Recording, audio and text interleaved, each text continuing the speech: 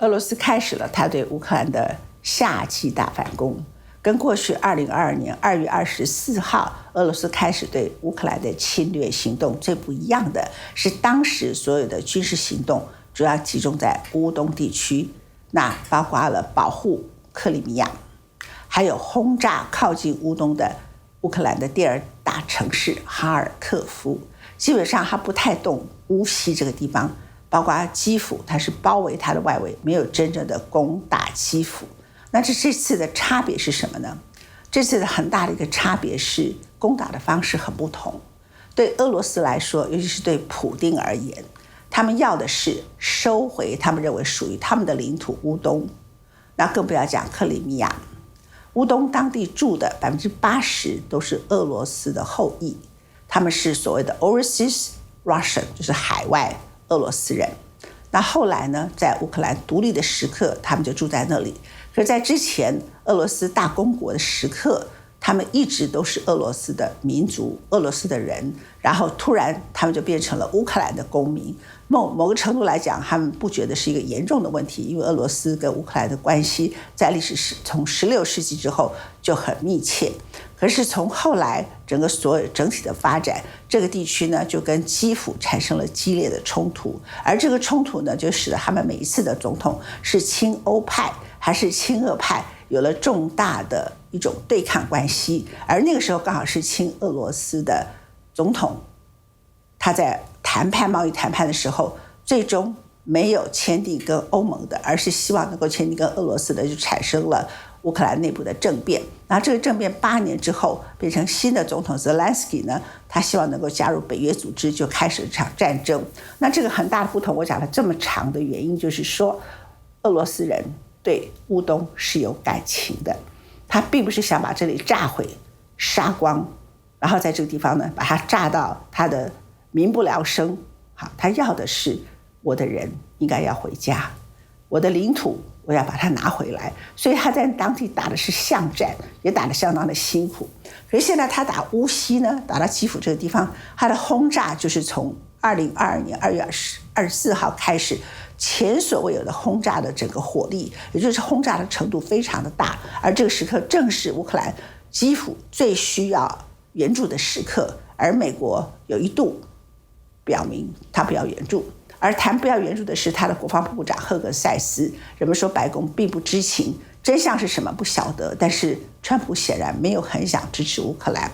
不过这个说法现在被说成是赫格塞斯不进入状况，他说还要停止对于乌克兰的援助，因为现在美国自己的库存不够，而美国现在面临可能跟伊朗的战争，将来有国土安全的各种问题，中东的和平问题，所以他们没有办法再援助乌克兰。这个是赫格塞斯的说法。最后白宫呢看到了几个状况，第一个是川普和普丁通话，然后他慢慢的认为他被普丁骗了，也被普丁耍了。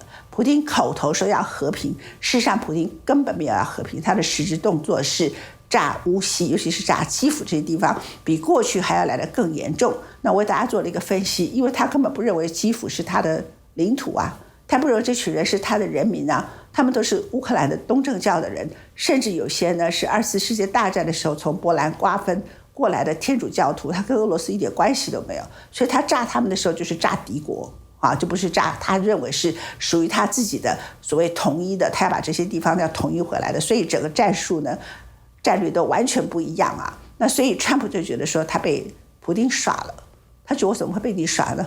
于是火大，他说我继续要军援乌克兰，他要继续军援，但是也有一个但书，就是我军援的方式是把武器爱国者飞弹交给北约，然后由北约来处理这场战争。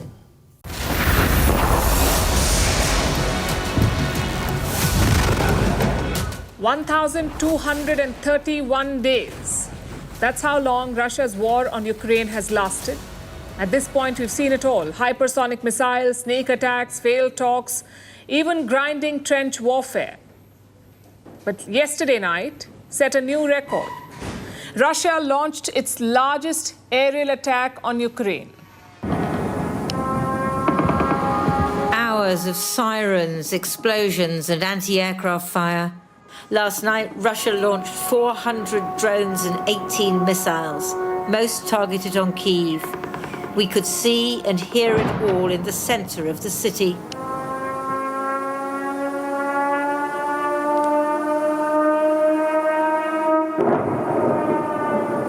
Russia manufactures 5,000 Shahed drones a month. Some are deadly, but some are decoys designed to use up increasingly scarce air defense ammunition, because the Russians know that Ukraine is running short of the weaponry it needs to defend its cities. Moscow's escalation follows a remarkable 48 hours in the White House, where President Trump yesterday vented his frustration with Russian President Vladimir Putin, something you don't see that often. We're not happy with Putin. I'm not happy with Putin. I can tell you that much right now, because he's killing a lot of people. And a lot of them are his soldiers and their soldiers, mostly. And it's now up to 7,000 a week. And I'm not happy with Putin. We get a lot of thrown at us by Putin, for you want to know the truth. He's very nice all the time, but it turns out to be meaningless. Well, Trump basically admitted that Putin had played him. So what's he doing about it? He is sending more weapons to Ukraine. Notable turn for the president. Just last week, his administration paused the delivery of some missiles to Ukraine. 从盛赞俄罗斯总统普丁到对他决裂式的破口大骂，从揶揄乌克兰总统泽伦斯基到力挺乌克兰必须有足够的自卫能力，川普变了。是的，他又变了。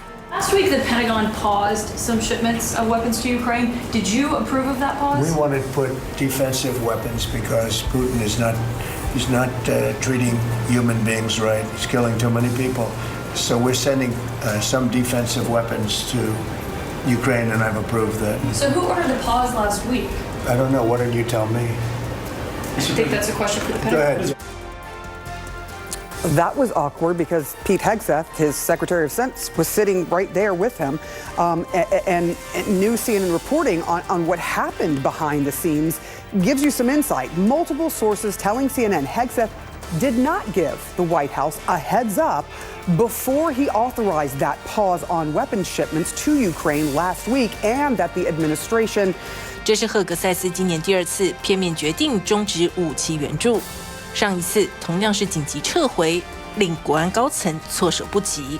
Now, look, this is something that did originate from a conversation that we're told happened last month at the NATO summit, where Trump ordered Hegseth to conduct a review of the U.S. weapons stockpile. Obviously, multiple ongoing conflicts around the world. Trump wanted to make sure that there were enough U.S. weapons to provide support across the board.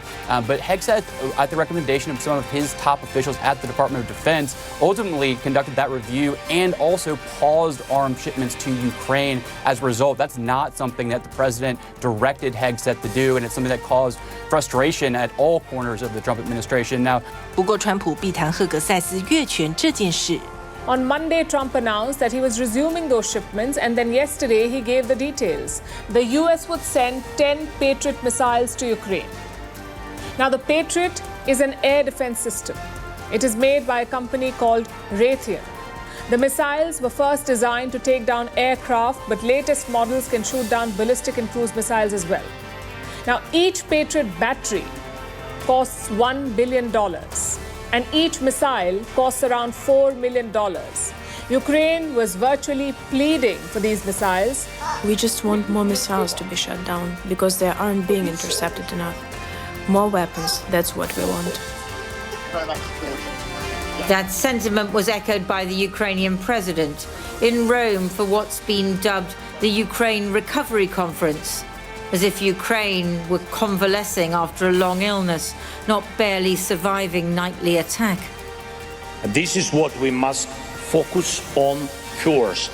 We must stop Russian drones and missiles.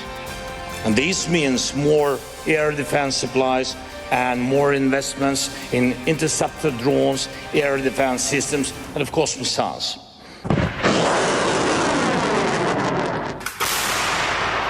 pause in weapons supply has caused so much trouble on the front line and here, because Kyiv is being pounded every night at the moment. A peacekeeping force when a ceasefire is agreed, if a ceasefire is agreed. I can't tell you how far off that feels here in Kyiv, because on the front line, the summer offensive, the Russians are making progress. And here last night took a terrible toll on Kyiv. If you watch our piece about what it was like to be in Kyiv last night and think about those vague plans for the future compared to getting weapons now, I think you'll understand the difference.